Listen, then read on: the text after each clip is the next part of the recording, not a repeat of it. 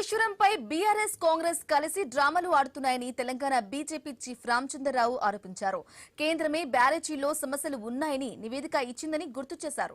కావాలని రాజకీయాల కోసం పనులు చేయడం లేదని మండిపడ్డారు.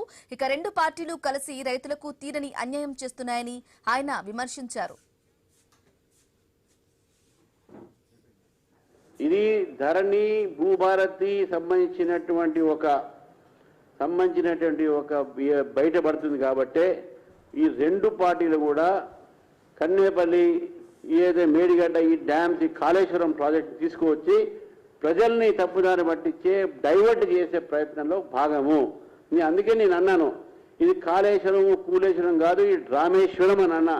ఎందుకంటే భూభారతిలో బయటపడినటువంటి ఒక ఏదైతే అవకతవకలు ధరణిలో పడే అవకతవకల్ని వీళ్ళందరూ కూడా ఏదైతే వాళ్ళు బయటపడుతున్నదో ప్రజల్లో వెళ్తుందో దాన్ని డైవర్ట్ చేయడానికి ఈరోజు కాళేశ్వరం విషయాన్ని తీసుకువచ్చున్నారు. కాళేశ్వరం విషయంలో మా స్టాండ్ మేమే కదా ఎన్డీఎస్ఏ అప్పుడు నేషనల్ డ్యామ్ సేఫ్టీ అథారిటీ వాళ్ళని ఇక్కడ ఎంక్వైరీ చేయమని చెప్పినాము. సో కాబట్టి ఎన్డీఎస్ఏ రిపోర్టే మా స్టాండ్ ఉంటుంది.